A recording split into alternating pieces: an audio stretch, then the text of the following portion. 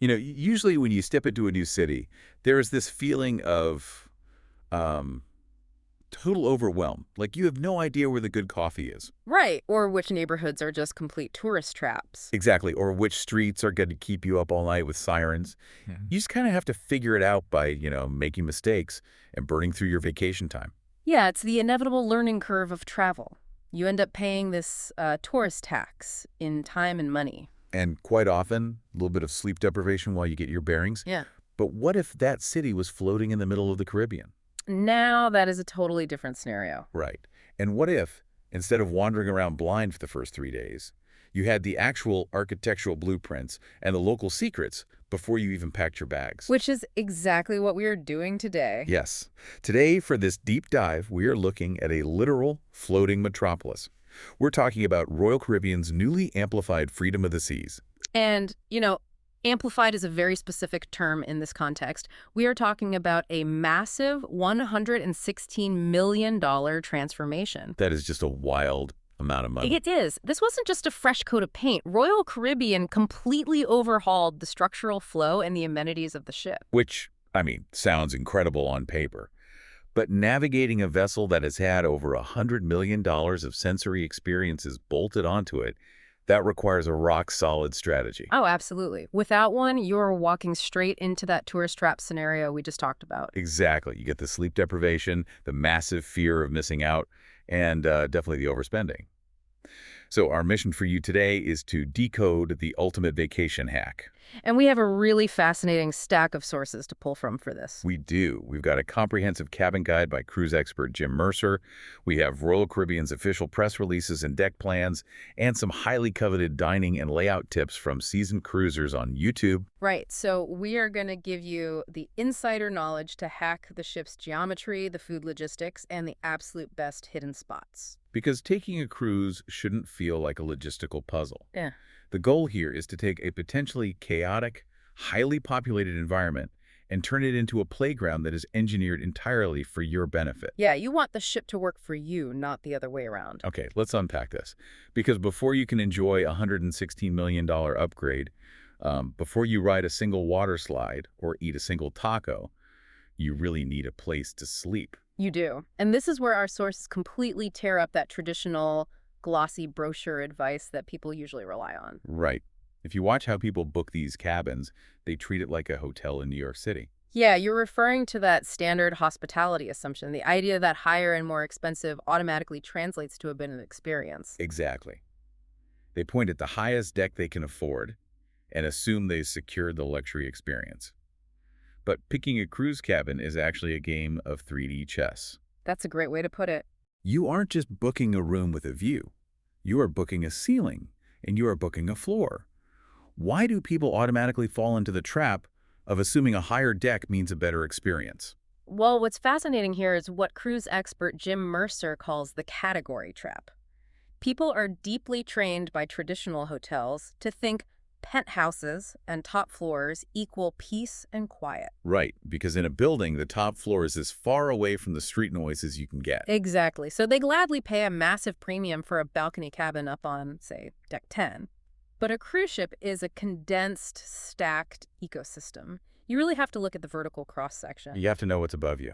Yeah, you have to ask yourself, what is directly above deck 10? It's deck 11, which on this ship is the pool deck. Yep, deck 11 on the Freedom of the Seas is the undisputed epicenter of daytime activity. It houses the main pools, the Splashaway Bay Kids area, the massive Windjammer buffet, and several specialty restaurants. Wow, so it is just constant traffic. Constant.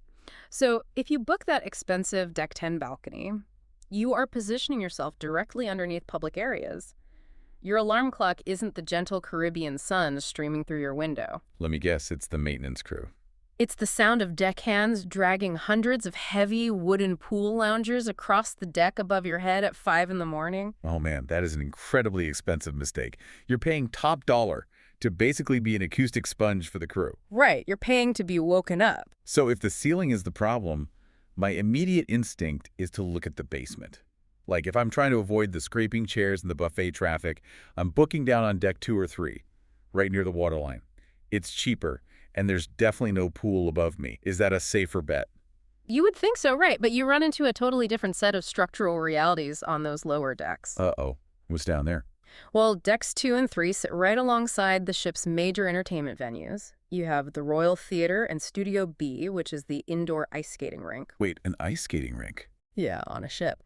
So you are trading the early morning pool deck noise for late night show traffic. We're talking heavy crowds gathering before and after performances. And I imagine the sound systems are pretty loud. Oh, booming! You get these theatrical sound systems vibrating through the ship's bulkheads well into the night. Okay, so the top is a construction zone at 5 a.m., and the bottom is a nightclub until midnight.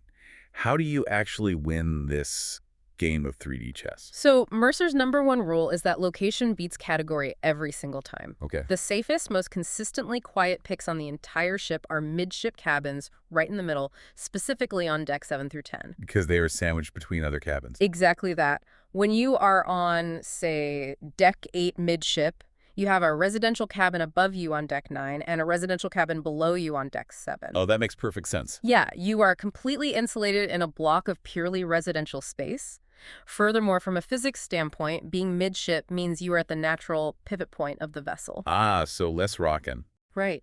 If the ship encounters rough water, the bow and the stern feel the most extreme vertical movement, while the center remains the most stable. That is so smart. You're effectively using other people's cabins as your personal soundproofing and shock absorbers. That is exactly what you're doing. I want to look at one more danger zone on the blueprints, because Deck 12 really jumps out to me. A lot of people see Deck 12 and think they've found the ultimate VIP spot. Oh, deck 12 is a classic trap, and it's all because of what sits on deck 13. Which is what? Deck 13 is the dedicated sports zone. That is where Royal Caribbean placed the Flowrider surf simulator, the mini golf course, and the rock climbing wall. Oh, no. Yeah. If you are trying to take a quiet afternoon nap, or if you have toddlers who need to sleep during the day, it's rough. You get the constant thudding of footsteps, drop sports equipment. And the water pumps? Exactly. The roar of the surf simulator water pumps directly overhead is inescapable. Wow. Okay, so if we are looking for the ultimate value play here, let's say you're a traveler who views the cabin purely as a base of operations. You just want a place to shower, sleep deeply, and you'd rather redirect your budget toward the ship's actual experiences. The sleeper hit in that scenario is a midship interior cabin on decks 6 through 10. Because there are no windows. Right. You get absolute pitch black darkness, which is incredible for dump sleep. You are right in that insulated acoustic sweet spot. You have the minimal ocean movement we discussed, and you are saving a significant amount of money compared to those high-deck balconies. I love that. Understanding the ship's blueprints better than the marketing brochure is essentially the ultimate form of self-care on vacation. It really is. It sets the tone for the whole trip. Okay, so self-care by way of architectural awareness. We are tucked away in our midship interior bunker, completely isolated from the chaos, but eventually you have to emerge. And usually the very first thing you need is coffee. Yes, which introduces the next massive logistical hurdle, the economics of eating and drinking on a ship where you technically have a running tab. Which requires a very deliberate strategy. Because let's look at the baseline math from the sources. A bottle of water is about $3.25. A standard can of soda is $2. Yeah, it adds up fast. Right. If you were out in the Caribbean sun all day, basic hydration alone is going to start looking like a car payment if you aren't paying attention. This brings us to the beverage packages, which, by the way, are a highly debated topic among cruisers. I can imagine. Royal Caribbean uses a tiered system to handle this. You have the refreshment package, which covers your premium coffees, teas, bottled water, and non-alcoholic mocktails. Okay. Then there's the classic soda package, offering unlimited fountain soda. Finally, the Deluxe Beverage Package incorporates the alcohol, cocktails, beer, and offers discounts on premium wine. You know, I look at the drink package less like a bar tab and more like vacation insurance. Just you. Well, it's not necessarily about trying to drink your body weight in pina coladas to break even on the daily cost. It's about buying your freedom from the itemized receipt. Oh, absolutely. When you pay that flat rate up front, you completely remove the friction of decision-making. You want an extra bottle of water for a shore excursion. Grab it. You want to try some weird neon blue mocktail, and you end up hating it. You just leave it and order something else. Exactly. Peace of mind is the actual product they're selling. Yeah, you are prepaying for the removal of cognitive load. You don't want to spend a relaxing vacation doing mental arithmetic every single time you feel thirsty. Nobody wants that. Now, let's talk about the food. because the sheer volume of options on an amplified ship is just staggering. It really is a whole different ballgame now. So for complimentary, included in your fare dining, the seasoned cruisers on the Let's Get Wanderlost YouTube channel suggest hitting the main dining room for dinner. They specifically mention the prime rib as a standout, but they heavily emphasize opting for my time dining.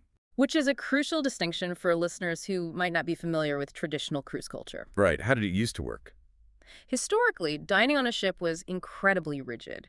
You were assigned a specific table with a specific group of strangers at an exact time, say 6 p.m. sharp, every single night. Which is great if you love routine, I guess. Yeah. But terrible if you just spent a long day at the beach in Aruba and want to grab a burger at 8:15 without rushing back to put on formal wear. Exactly. My time dining removes that structural constraint entirely.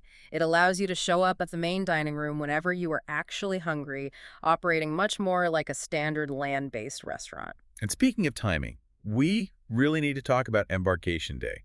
When 4,000 people board a ship simultaneously, the very first thing they do is look for lunch. Always. The instinct is to head straight up to Deck 11 to the Windjammer buffet. But our sources say you need to be strategic.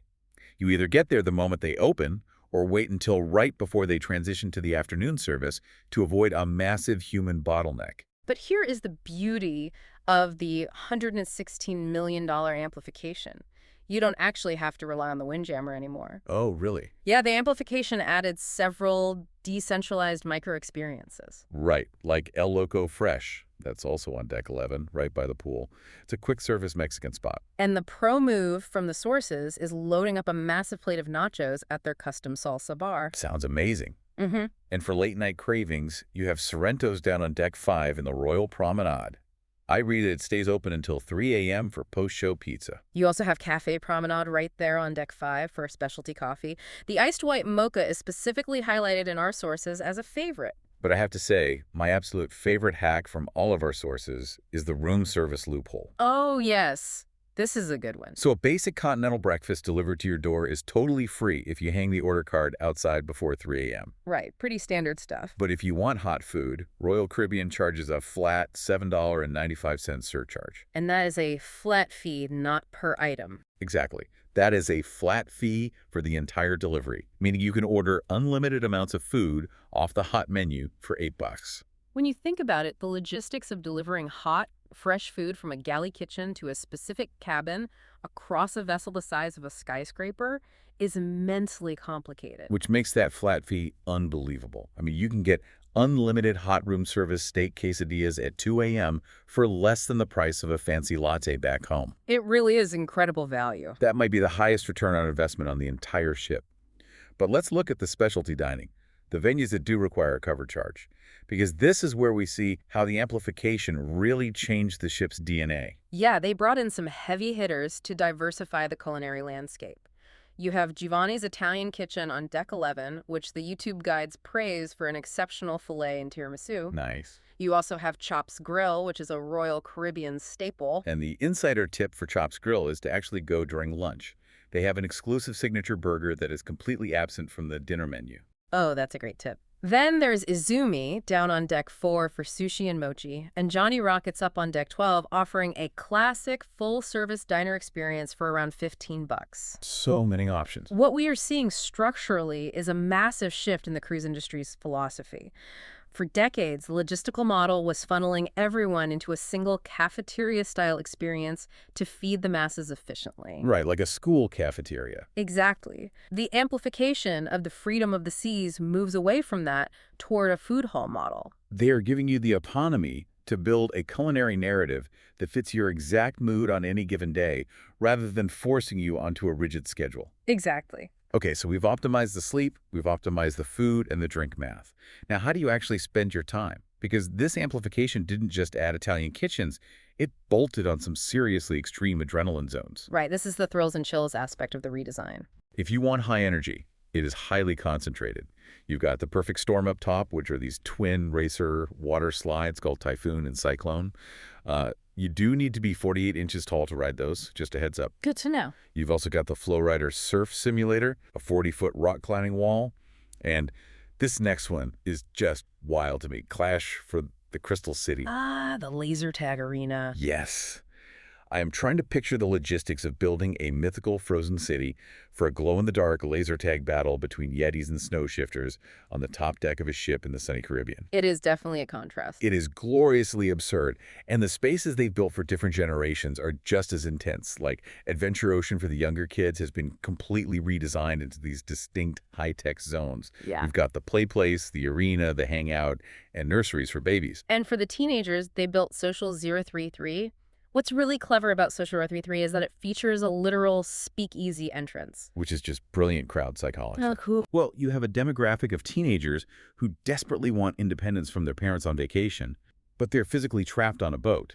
Giving them a hidden entrance makes it feel like an exclusive club that the adults just don't have access to. That is so true. It creates psychological distance even when physical distance really isn't possible. Exactly. And for the adults in general entertainment, you have Broadway-style productions. There's Marquee and Once Upon a Time in the Royal Theater, and the FreedomIC.com skating show in Studio B. It is a highly engineered ecosystem designed to keep your senses constantly engaged. Which brings me to what I think is the most fascinating part of this entire deep dive.